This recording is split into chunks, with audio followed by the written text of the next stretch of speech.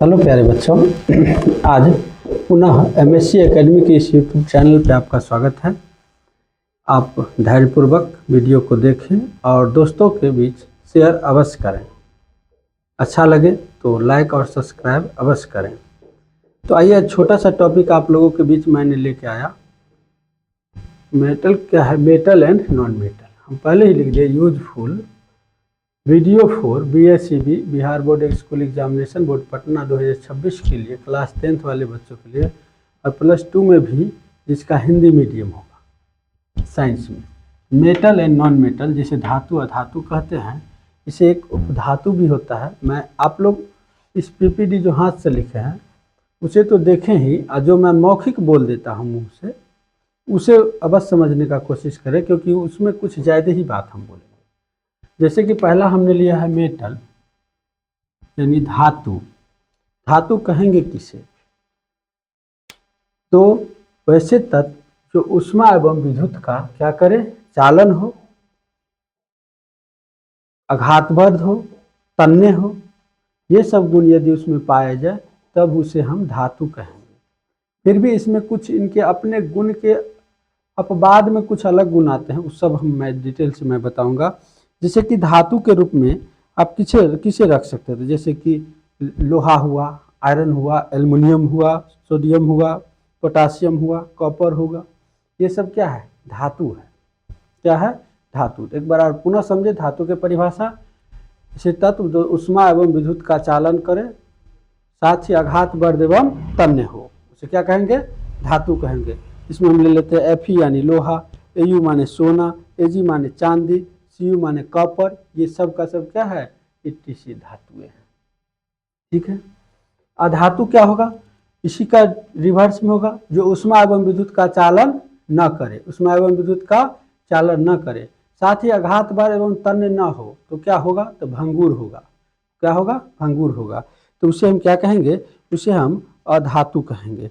जैसे हम ले लेते हैं कार्बन ले लेते हैं, सल्फर ले लेते हैं, ब्रोमीन ले लेते हैं, ऑक्सीजन ले लेते हैं, हीलियम ले लेते हैं, ये क्या है, ये है अधातु।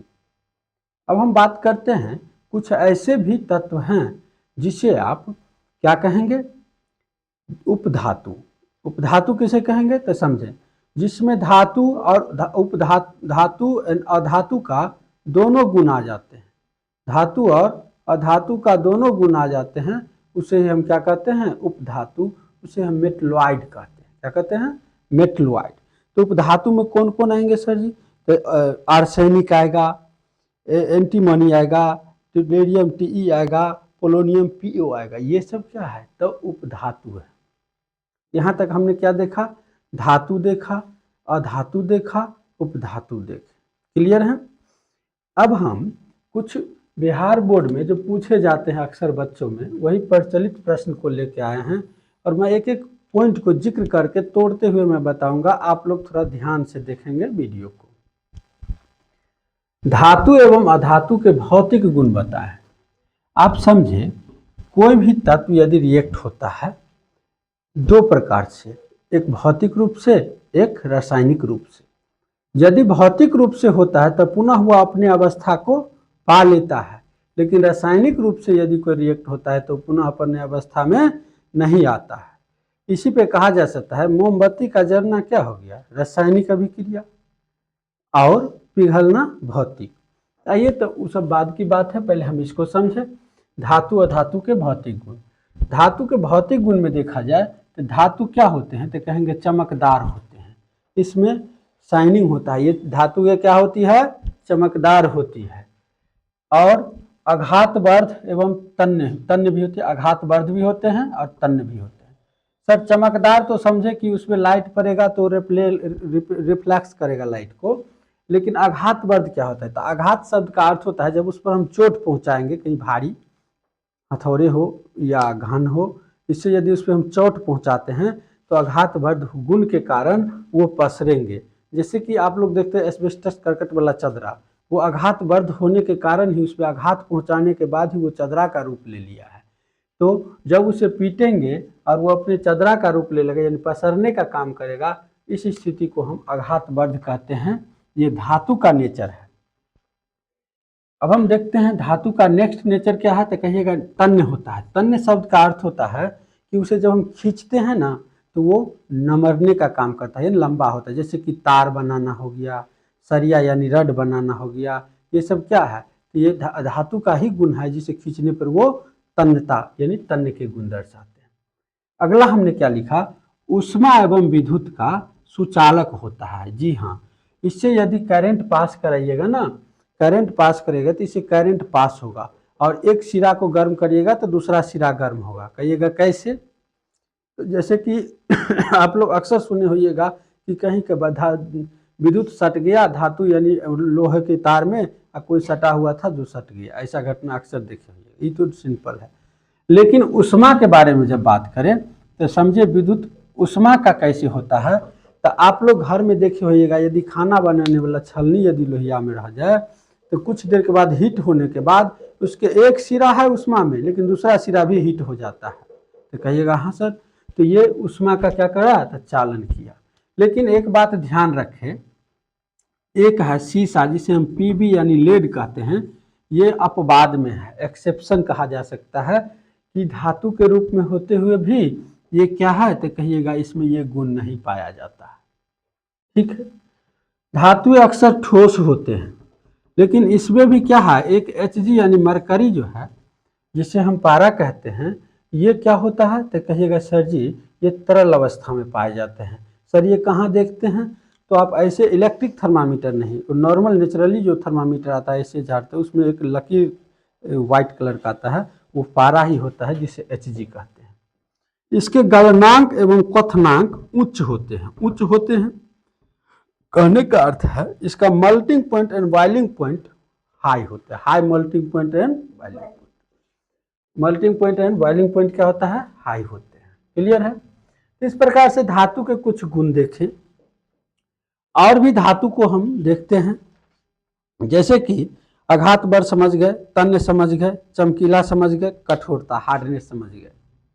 ये सब किसका गुण था, तो धातु का भौतिक गुण दिखाए। हम कुछ अधातु में भी बात करते हैं। अधातु में क्या देखें कि ये चमकदार नहीं होते। पहली बात क्या है, ये चमकदार नहीं होते। लेकिन इसमें भी एक आयोडीन है जिसे नमक आप लोग कहते हैं, एक ग्रेफाइट है, होता है काला देखने में, लेकिन इसमें भी थोड़ा शाइनिंग होता है कालेपन में। तो इसका अपवाद है, आयोडीन है अधातु, लेकिन गुण थोड़ा सा इसमें किस वाला है, तो धातु वाला, ये चमकदार होते हैं। लेकिन शोध के आधार पर वैज्ञानिक साइंटिफिक दृष्टिकोण से अधातु क्या होते हैं, तो चमकदार नहीं होते। तो आयोडीन एंड ग्रेफाइट क्या है, इसके एक्सेप्शन यानी अपवाद है।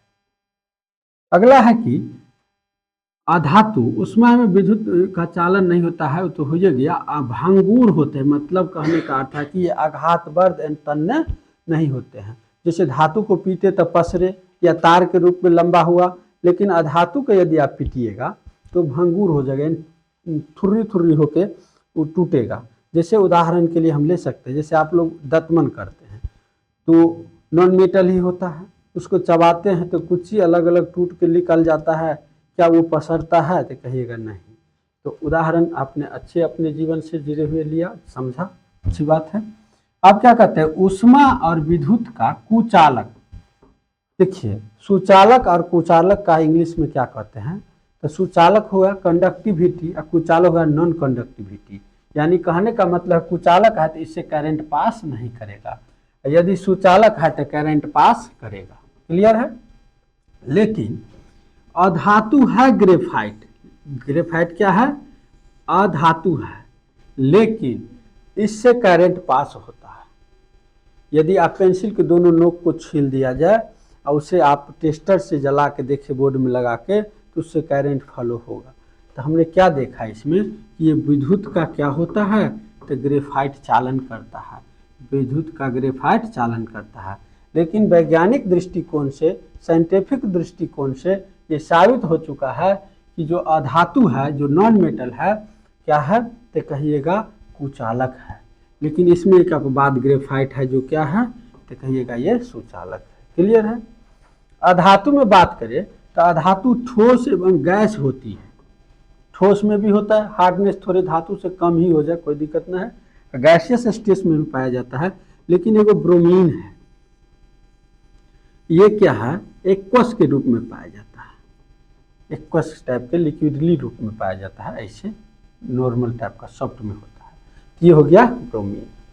आगे बात करते हैं धातु का जो मेल्टिंग एंड बॉइलिंग पॉइंट, गलनांक एंड क्वथनांक जिसे कहते हैं, ये निम्न होता है। क्या होता है, तो कहेगा ये निम्न होता है।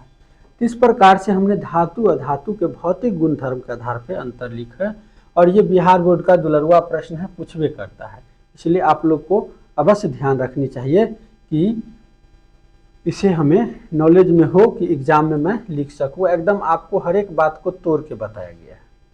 आइए इसके कुछ रासायनिक गुणधर्म के बारे में देखते हैं। Chemical characteristics of metal and non metal.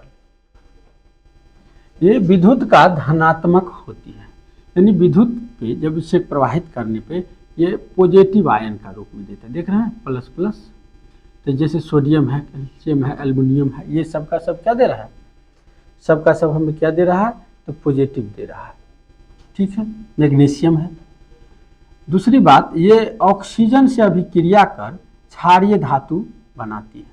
जब इसे हम ऑक्सीजन से रिएक्ट किया जाता है, जब इसमें ऑक्सीजन से रिएक्शन किया जाता है, जैसे कि धातु ले लिए हम मैग्नीशियम और ऑक्सीजन गैस है, दोनों को आपस में किए तो क्या होगा, 2MgO होगा, यानी यहाँ पर कौन है, संयोग किया है। तो इसे हम संयोजन अभिक्रिया के उदाहरण में भी इस इक्वेशन को हम रख सकते हैं।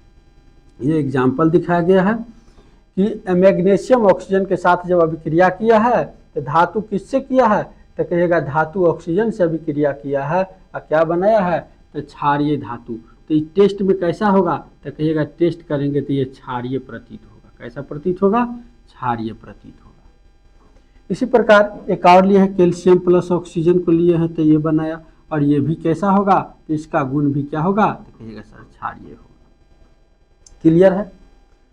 अब हम लोग क्या देखेंगे कि धातु को ऑक्साइड जल में घुलकर क्षार बनाते हैं। धातुओं के जो ऑक्साइड है वो जल में घुलनशील होने पर क्षार बनाते हैं। क्या बनाते हैं, क्षार।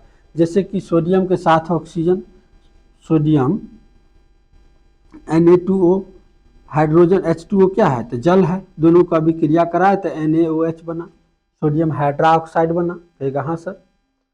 अब अगला पॉइंट हम क्या देख रहे हैं, यह अम्ल से अभिक्रिया कर हाइड्रोजन गैस बनाती है। जब इसे हम एसिड से अभिक्रिया कराते हैं, जिसे क्या है, HCl क्या है, हाइड्रोक्लोरिक अम्ल है। क्या है, हाइड्रोक्लोरिक अम्ल। और Zn क्या है, तो कहेगा एक धातु है, जिंक। जब इसे रिएक्ट कराया गया तो हमें क्या प्राप्त होगा, जिंक क्लोराइड प्लस हाइड्रोजन। तो हमने क्या कहा कि यह हाइड्रोजन गैस बनाती थी, यही ना हाइड्रोजन गैस के रूप में है, गैस के रूप में हाइड्रोजन है। क्या कहिएगा, इसको ऐसे रखिए, गैस के रूप में।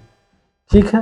तो इस प्रकार हमने धातु के कुछ हम रासायनिक गुणधर्म को देखें। अब हम अधातु के कुछ गुणधर्म को देखते हैं। अधातु क्या है, ये विद्युत का ऋणात्मक होता है।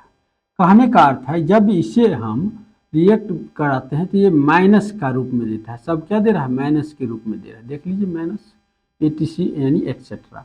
लेकिन एक हाइड्रोजन है जो नहीं देता है, ये इसका क्या है, तो कहिएगा अपवाद है। ये ऑक्सीजन से अभिक्रिया करके अम्लीय ऑक्साइड बनाता है। ऑक्सीजन से अभिक्रिया करके क्या बनाता है, अम्लीय ऑक्साइड बनाता है। एग्जाम्पल में हमने लिखा कि सल्फर प्लस ऑक्सीजन SO2 बनाया।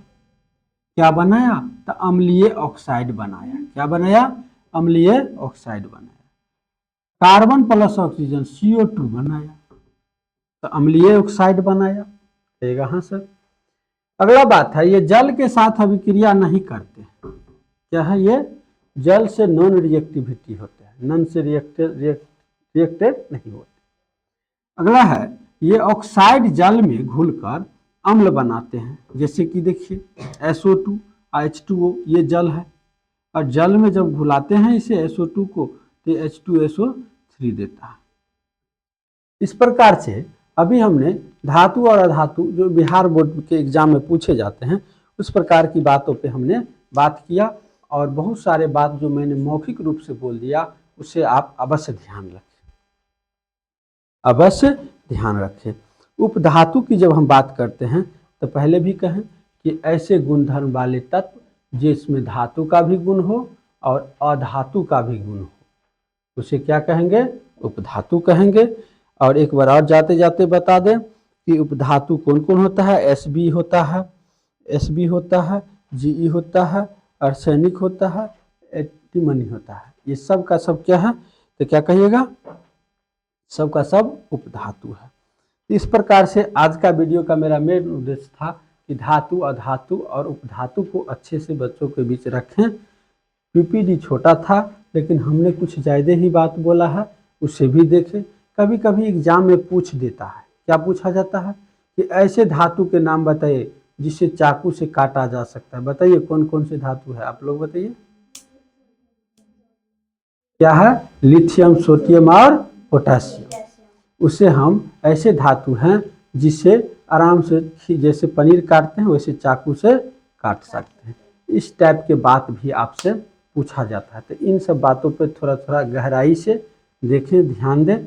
और मैंने जहाँ तक हुआ कि आप लोग को अपवाद को भी कोशिश किया बताने का। तो आज के वीडियो को मैं यहीं तक रखना चाहूँगा।